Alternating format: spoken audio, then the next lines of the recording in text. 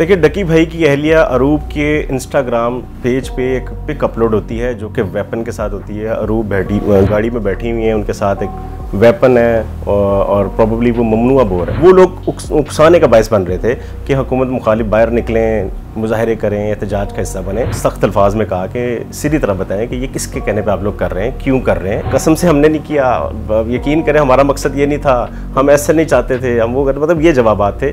तो 13 घंटे ये पुलिस की कस्टडी में रहे हैं। अस्सलाम वालेकुम जी, आप देख रहे हैं GNN और मैं हूं तैयब स्टडी। नाज़रीन, मारूफ यूट्यूबर डकी भाई और उनकी अहलिया अरूब जतोई को जो है पुलिस ने गिरफ्तार कर लिया। कल रात से ये खबरें जो हैं वो सोशल मीडिया पर जो है वो वायरल हैं। हमारे साथ सीनियर क्राइम जर्नलिस्ट उमर याकूब साहब मौजूद हैं जिन्होंने ये खबर सबसे पहले जो है वो ब्रेक की थी। इनसे जानते हैं कि ये सारा मामला क्या है, क्यों गिरफ्तार किया गया और अब कहा जा रहा है कि जी उन्हें रिहा भी कर दिया गया है। ये सारा मामला क्या है, उमर याकूब साहब से जानते हैं। अस्सलाम वालेकुम उमर भाई। वालेकुम सलाम। उमर भाई, सबसे पहले तो ये बताइएगा कि ये कल से ये जो खबर चल रही है, जो आपने यकीनन सबसे पहले ये ब्रेक की, ये क्या मामला है, क्यों गिरफ्तार किया गया डकी भाई को और उसकी अहलिया को?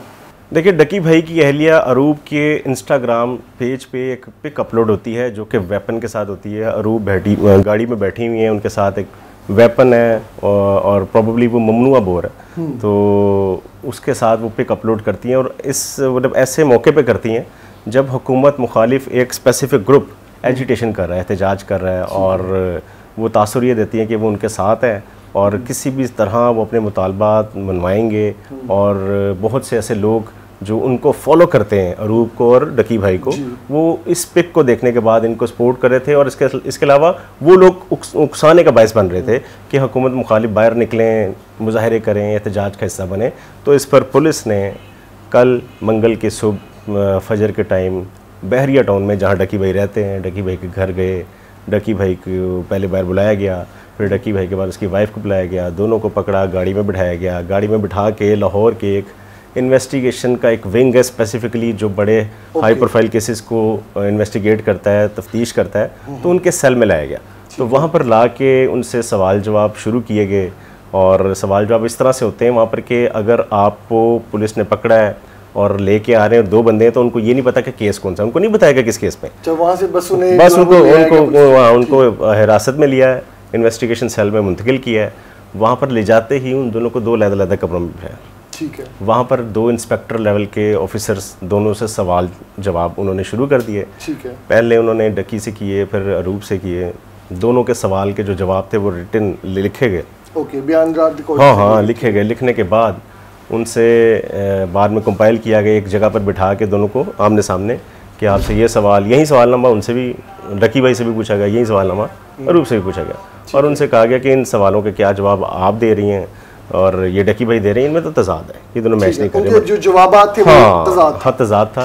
तो पहले तो इस बात पर उनकी गर्मी सर्दी हुई कि पुलिस ने भी उनको ज़रा सख्त अल्फाज में कहा कि सीधी तरह बताएं कि ये किसके कहने पे आप लोग कर रहे हैं, क्यों कर रहे हैं, वजह क्या है। क्योंकि अगर आपको लोग पसंद करते हैं, आपकी फॉलोइंग है, तो इसका ये हरगिज़ मतलब नहीं कि आप जिस स्टेट के अंदर रह रहे हैं उसके अगेंस्ट जाएं या उसकी पॉलिसीज़ को हिट करें या उसके रेट को चैलेंज करें। तो पुलिस ने काफ़ी टाइम लगाया और उसके बाद जो उनके जवाबात थे जब उनके सामने रखे गए तो ये दोनों आपस में उलझ पड़े। अच्छा उमर भाई, आमतौर पर इनको जब सोशल मीडिया पर देखा जाता है तो बड़ा इनके दरमियान जो है बड़ी कुर्बत देखी जाती है, तो लेकिन आप बता रहे हैं कि ये वहाँ पर आपस में उलझ पड़े कि जी मैंने वीडियो नहीं लगाई। भाई तो बचगाना सी बात है। जाहिर सी बात है, इन्वेस्टिगेशन सेल के अंदर जो प्रेशर होता है ना, पुलिस के सामने बैठ के जवाब देना कुछ और है। सोशल मीडिया की दुनिया में दिखावा ज़्यादा है, वहाँ पर आपको मोहब्बत ज़्यादा नज़र आती है और जो चीज़ें वो दिखा रहे होते हैं यही तो लोग पसंद करते हैं ना। रियल लाइफ के अंदर पता नहीं वो एक दूसरे से कैसे मिलते हैं। हाँ, लव बर्ड्स हैं, लेकिन वहाँ पर ऐसी सूरत हाल नहीं थी। और जिस टोन के अंदर पुलिस उनसे बात करी थी, क्योंकि आपने अक्सर डकी भाई को देखा होगा कि वो अपनी वीडियो की स्टार्ट जो करते हैं बड़ा शाउट करके, बड़ी एनर्जी के साथ लोगों को ऐसे अट्रैक्ट करते हैं अपनी तरफ के, जैसे वो कोई बहुत बड़ा एक जलसा हो रहा है, उसके अंदर वो बहुत बड़ी ऑडियंस को बुला रहे हैं। और इसमें कोई शक भी नहीं कि 8.1 मिलियन फॉलोअर्स या सब्सक्राइबर उनके हैं, तो ये एक बड़ी रीच है, बड़ी एक पब्लिक है जो उनको देखती है। तो वहाँ पर ये जो टोन थी ना, ये माफ़ी मांगने वाली टोन थी कि बस कसम से हमने नहीं किया, यकीन करें हमारा मकसद ये नहीं था, हम ऐसे नहीं चाहते थे, हम वो मतलब ये जवाबात थे।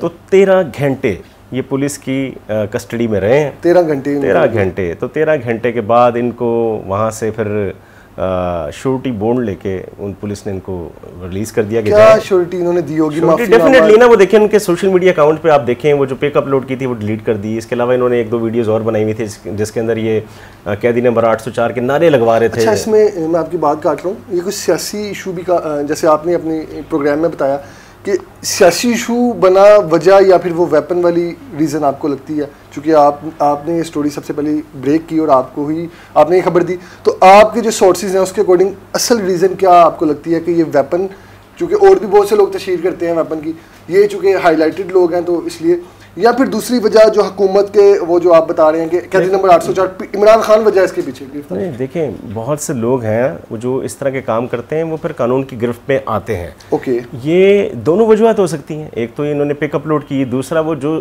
स्पेसिफिकली पीटीआई को सपोर्ट करते हैं, इमरान खान के हक में वहाँ पे वीडियोस लगाते हैं, लोगों को उकसाते हैं, तो कोई भी हुकूमत बर्दाश्त नहीं करती ऐसा। अगर इमरान खान की हुकूमत होती और उनके खिलाफ अगर ये इस तरह की चीज़ें हो रही होती, तो अगर ये कानून होता जो साइबर क्राइम का इस वक्त उन्होंने बनाया हुआ है, एक स्पेशल सेल बना दिया पुलिस में। पहले साइबर क्राइम को डील करता था एफआईए, अब डील करता है पुलिस। पुलिस के अंदर भी एक सेल बन गया है जिसका एक डीएसपी रैंक ऑफिसर मौजूद है जो कि देखता है कि कौन लोग हैं जो हुकूमत मुखालिफ या लोगों के मुखालिफ मजहबी मुनाफरत फैला रहे हैं। तो ये तमाम चीज़ें मॉनिटर हो रही हैं। इनके सेफ सिटी के अंदर एक स्पेशल एक उन्होंने सेक्शन बना दिया है जो लोगों के सोशल मीडिया पेजेस को देख रहे हैं, ऑब्जर्व कर रहे हैं, मॉनिटर कर रहे हैं कि कौन क्या पोस्ट लगा रहा है, कौन क्या अपलोड कर रहा है, कौन क्या कमेंट कर रहा है। तो ये बहुत सी चीज़ें हैं और ये अच्छी चीज़ है। देखें जो है वो, हाँ डेफिनेटली, देखें ना, कोई ये बेलगाम घोड़ा था सोशल मीडिया जिसके अंदर आपने जिसके मतलब कुछ भी कह दिया, कोई आपको पूछने वाला नहीं।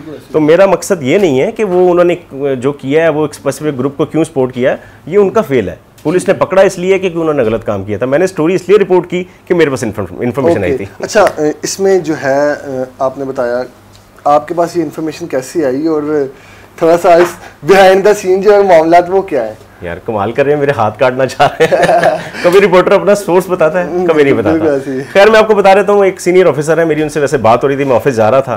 तो एक किसी और इशू पे मैंने उनको फ़ोन किया था, फ़ोन पे बात हो रही थी, तो उन्होंने कहा यार मैं बिजी हूँ, थोड़ा सा फंसा हुआ हूँ, एक बंदा आया हुआ है और सर दर्द है, समझ नहीं आ रही कि वो क्या चीज़ है। सोशल मीडिया पर आता है, उसका कोई यूट्यूब का चैनल है और अब उसके पीछे कई लोगों की सिफारिशें आ रही हैं। तो मैंने पूछा कौन है, तो उसने कहा कि डकी भाई हैं। तो मैंने कहा वो डकी भाई का नाम तो मैंने भी सुना है लेकिन मुझे नहीं पता कि वो कितना फेमस है। आई एम सॉरी टू से, मैं उसकी इंसल्ट नहीं कर रहा, मैं सोशल मीडिया का बहुत बड़ा यूजर नहीं हूँ, मेरा टिकटॉक अकाउंट भी नहीं है। आप समझिए मैंने बनाया ही नहीं। तो मैं अपनी वो मेरा 15.5 साल का जो कैरियर है उसके अंदर हमने फोकस सिर्फ अपने क्राइम बीट पे या टीवी जर्नलिज्म पर ही किया है। तो ये मैं किसी की इंसल्ट नहीं कर रहा कि भाई मैं उसको नहीं जानता। भाई उसको 8.1 मिलियन उसके सब्सक्राइबर या फॉलोअर्स हैं, तो मेरे लिए मैंने उसका नाम सुना हुआ था। अच्छा, दफ्तर जाके मैंने अपने जो प्रोड्यूसर है मैंने वैसे उससे गपशप लगाई, मैंने बताया कि आज एक स्टोरी आई है, वो डकी भाई को पुलिस ने पकड़ लिया।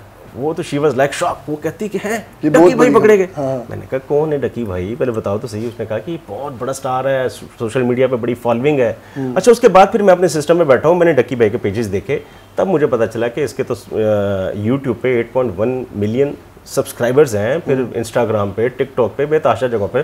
फिर ये कुछ कंट्रोवर्सीज में भी रहा है। इससे पहले इसके कोई वाइफ का कोई इशू बना था। तो मैंने वो सारी चीज़ें स्टडी की। तो उसके बाद मेरी प्रोड्यूसर आके कहती कि इस पर हमने स्टोरी करनी है, और ये तो मैंने कहा कर लेते हैं। फिर हमने स्टोरी जब की तो उसके बाद फिर अच्छा उमर भाई, आमतौर पर जब कोई केस होता है तो उसमें कंप्लेनेंट जो होता है कोई ना कोई मुद्दई होता है, इसमें ये सरकार की मुद्दईयत में ये जो मामलात हुए, स्टेट इसको पीछे से, जाहिर सी बात है ना, पहले तो ऐसा होता था कि शिकायत लगाने वाला मैं होता था, आप होते थे, लेकिन नतीजा ये निकलता था कि अगर मैं आपके खिलाफ शिकायत लगाऊंगा तो मैं पार्टी बनूंगा। बहुत से लोग इस डर से, इस खौफ से शिकायत नहीं लगाते थे कि बाद में दुश्मनी होगी। तो फिर स्टेट ने एक प्लान किया कि एक ऐसा सेल बनाया जाए जिसके अंदर स्टेट रिस्पॉन्सिबिलिटी ले कि जहां कोई लोग कुछ गलत कर रहे हैं, कोई सोशल मीडिया का नेगेटिव इस्तेमाल कर रहे हैं, तो उनको पकड़ा जा सके। इसलिए अगर इसका मुकदमा दर्ज होता, अव्वल तो कल तक लग रहा था कि मुकदमा दर्ज करेंगे लेकिन मुकदमा दर्ज नहीं किया। अगर होता तो या तो उन्होंने इलीगल वेपन का करना था, वेपन डिस्प्ले करना था, या फिर हुकूमत मुखालिफ उकसाने की दफात के तहत करना था, जो कि बहुत खौफनाक थी। उसकी सेक्शन है 120B। 120B का मतलब है कि आप दहशतगर्दी की अदालत में जाके इस ट्रायल को फेस करेंगे और उसमें आप ATC में पता नहीं कितना अरसा फंसे रहेंगे। बिल्कुल ऐसी है। आप समझ सकते हैं कि जो दहशतगर्दी के मुकदमा हैं उसके अंदर एक एक चीज आपको बतानी पड़ती है, आपको पूरा एक चेन बनानी पड़ती है, नक्शा बनाना पड़ता है, आप कहाँ से आए, कहाँ गए, ये वेपन कहाँ से आया, किससे लिया, कब इस्तेमाल किया, क्या, मतलब वो बहुत मुश्किल है वहाँ पर जान छुड़ाना। तो अपेरेंटली तो अभी इन्होंने श्योरिटी बॉन्ड दे के जो जमानत अपनी करवा ली है वक्ती तौर पे, उसके अंदर ये इनकी, आपको क्या लगता है क्या इन्होंने श्योरिटी दी होगी या क्या मामला तय करके जाहिर है कोई जाहिर सी बात है ये होंगे इनके कुछ गारंटर्स आए होंगे जिन्होंने कहा होगा कि दोबारा ऐसा नहीं करेंगे। उसके बाद इनकी वीडियोस डिलीट की गई, वो पिक जो इंस्टाग्राम पे लगाई थी वो डिलीट हो चुकी है। वो वीडियो जो इन्होंने अपने यूट्यूब पे या इन्होंने अभी तक अपने व्लॉग में ये नहीं बताया अपनी गिरफ्तारी का मामला, वरना ये अपनी एक छोटी छोटी चीज़ हर सोशल मीडिया पे शेयर करते हैं। ये इन्होंने अब तक क्यों नहीं, आपको लगता है कि इस पे भी शायद उनको पाबंदी लगाई गई होगी? हो सकता है कि उनको मना किया गया होगा आपने अपलोड नहीं करनी। लेकिन उनकी कल रात को एक वीडियो आई थी जो कि मेरी वीडियो अपलोड होने के बाद लोगों ने मुझे कहा कि यार वो तो घर बैठे हुए हैं। तो मैंने जब उनकी एक वीडियो देखी तो वो वीडियो शायद टिकटॉक की थी, तो उसके अंदर वो बता रहे थे कि हमने वीडियो इसलिए नहीं बनाई कि ये डकी सोए हुए थे, सारा दिन ही सोए रहे। ओके। और वो ये सारा दिन सोए रहने का क्लैरिफिकेशन देने की क्या जरूरत थी? इससे पहले तो उन्होंने कभी ऐसा कोई, मतलब उन्होंने इशारतन अपनी बात और जो चेहरे के तासुरात थे, जो उनके एक्सप्रेशंस थे, जो सफेदी थी, पीलापन था, वो बता रहा था कि कुछ गड़बड़ है। सही। नहीं जी, सीनियर जर्नलिस्ट उमर यकूब साहब हमारे साथ मौजूद थे, आपने इनकी गुफ्तगू मुलाहिजा की। मज़ीद अपडेट्स के लिए हमारे साथ रहिए। अल्लाह निगहबान।